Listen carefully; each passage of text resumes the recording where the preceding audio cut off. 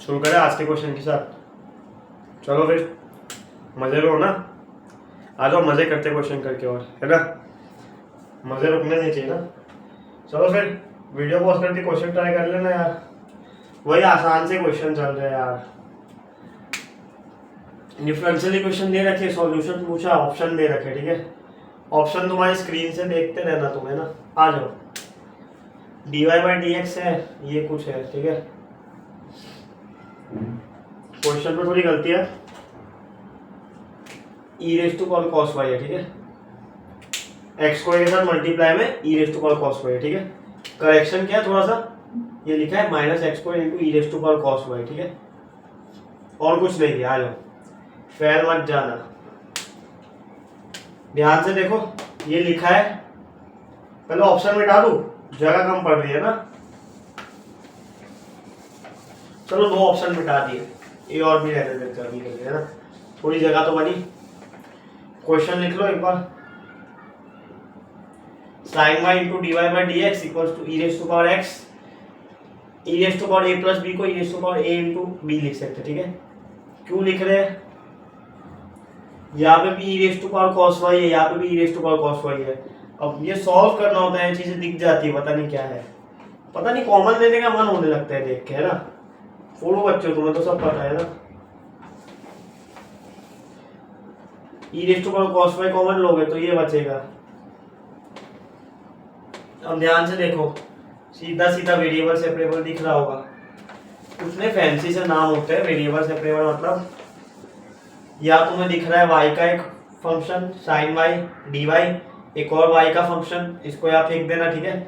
ये dx यहाँ फेंक देना, तो dx के साथ x के फंक्शन, dy के साथ y के फंक्शन, बन गया वेरिएबल सेपरेबल। इंटीग्रेट मार देंगे दोनों तरफ, है ना। dy के साथ y के फंक्शंस को कर सकते हैं इंटीग्रेट, और dx के साथ x वालों को कर सकते हैं, बचपन से आता है हमें। फेंक दो, क्या फेंक दो, sin y इधर dy इधर, ठीक है। इसको यहाँ फेंको e⁻cos y, है ना।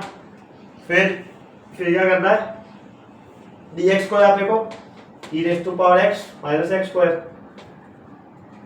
वेरिएबल सेपरेबल है, इंटीग्रेट मार सकते डायरेक्टली, या फैंसी वर्ड नहीं यूज करते तो दिख रहा है। क्या करूँगा यहाँ से, इंटीग्रेशन ले सकता हूँ हमेशा से मैं, इंटीग्रेट मारो, ठीक है। इनडेफिनेट करते हैं हमेशा डिफरेंशियल इक्वेशन में। इसका कैसे करेंगे हम, ठीक है। ये क्या लिखा है, e⁻cos y लिखो या e⁻cos y लिखो, ठीक है। मुझे तो इसमें एक चीज दिखती है, पहले इसको देखते हैं, ठीक है। मुझे तो एक बढ़िया सी चीज दिखती है, मैं क्या कर रहा हूँ, इसमें दिख रहा है बस, ठीक है। तुम एक चीज ये कर सकते हो कि तुम -cos y को t मान लो, तो ये dt बन जाएगा। तुम cos y को t मानोगे तो ये -dt बनेगा। लेकिन मेरे को और मेंटोस जिंदगी जीनी है, ठीक है। मैं क्या करता हूँ, e⁻cos y को अगर मैं t मान लूँ तो मजा नहीं आएगा क्या। देखते हैं, पार्शियल डिफरेंशिएट करो दोनों तरफ, पार्शियल डिफरेंशिएशन, एग्जैक्ट डिफरेंशिएशन, ठीक है। किसी के रिस्पेक्ट में नहीं करना है ना। इसका डिफरेंशिएशन क्या होगा, e⁻cos y हो जाएगा सीधा सीधा, ठीक है। cos y एक देखो, -cos y का क्या होगा, माइनस एज इट इज रख दो। cos y का होगा डिफरेंशिएशन -sin y, ठीक है। t का dt माइनस माइनस प्लस हो जाएगा। अब ध्यान से देखो, और y का dy रह गया, है ना। कुछ नहीं, क्या किया, e⁻cos y का e⁻cos y, -cos y का इधर कर दिया डिफरेंशिएशन, फिर y का डिफरेंशिएशन dy, t का dt, ठीक है। इसको t मान लिया। अब ध्यान से देखो क्या लिखा है ये कचरा, e⁻cos y minus minus plus, ठीक है। तो sin y dy, e⁻cos y sin y dy, ये पूरा कचरा तो dt बन गया सीधा सीधा। इस पूरे की जगह मैं dt रिप्लेस कर दूं तो मजा नहीं आएगा क्या। कर दो, तुम कहते हो तो, है ना। तुम भी बता रहे हो मेरे को, तो मेरे को थोड़ी बुझाता है, तुम बोलते हो मैं करता रहता हूं, है ना। ये dt हो गया, इधर वाली साइड को हम डायरेक्टली इंटीग्रेट कर ही सकते थे, हो गया अपना काम, ठीक है। हमने क्या किया, हमने मेंटोस जिंदगी की, हमने सीधा t माना, हमें कवाड़ से ये लिया ना। अब ये कैसे पता चला, प्रैक्टिस से दिखेगा, है ना। और तुम दूसरा मानोगे तो भी आंसर तो आएगा, ठीक है। पर मुझे लगता है कि तुम्हें वो तो दिख ही जाएगा कि इसको कर लो, मेरे को लगा शायद ये नहीं दिखेगा, तो ये मैं दिखा दूं, ठीक है। या तुमने मुझे बता दिया, ठीक है, मुझे थोड़ी आता है, मुझे ना। हमने क्या किया, e⁻cos y को t मान लिया, ठीक है। साइड में बस ऐसे रख लेने का, कभी काम आ जाए तो। अब कहानी क्या चल रही है, इंटीग्रेशन dt इधर इंटीग्रेट करके लिखते हैं। तो ई की पावर एक्स का इंटीग्रेशन ई की पावर एक्स, एक्स स्क्वायर का हो जाएगा minus as it is, x square का होगा एक्स क्यूब बाय 3, एक कांस्टेंट आ जाएगा सी। सी कहां से आया, सी क्या है, सी डैश कह देते अभी, चलो मजा नहीं आ रहा ना, सी भी कह सकते हो तुम, सी डैश भी कह सकते हो, आ जाओ ठीक है, फर्क नहीं पड़ता, आर्बिट्ररी कांस्टेंट है कुछ भी कह लो। इंटीग्रेशन dt बनेगा t, t मैंने ये माना है, t की जगह ये पटक दूंगा, ऑप्शन मैच कर लेना ठीक है, शायद बी ऑप्शन मैच रहा होगा है ना।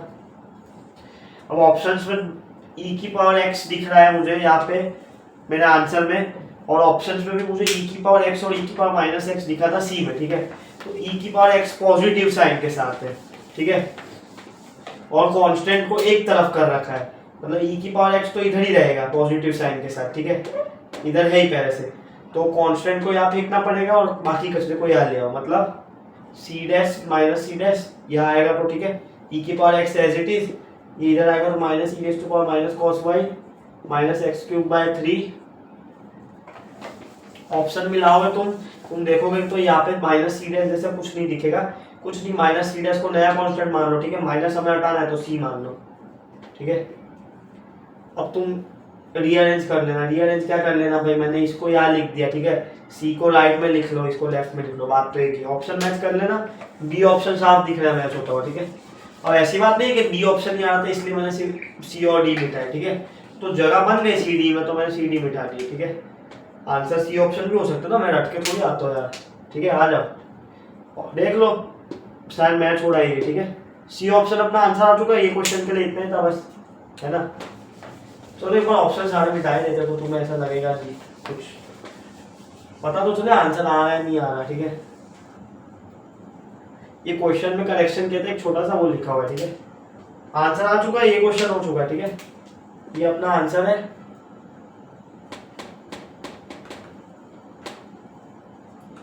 ऑप्शन नंबर बी मैच हो रहा था ना,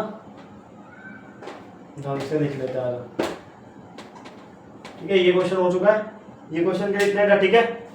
कोई भी समस्या हो टेलीग्राम पे डीएम कर देना ठीक है, मिलते हैं अगले क्वेश्चन के साथ।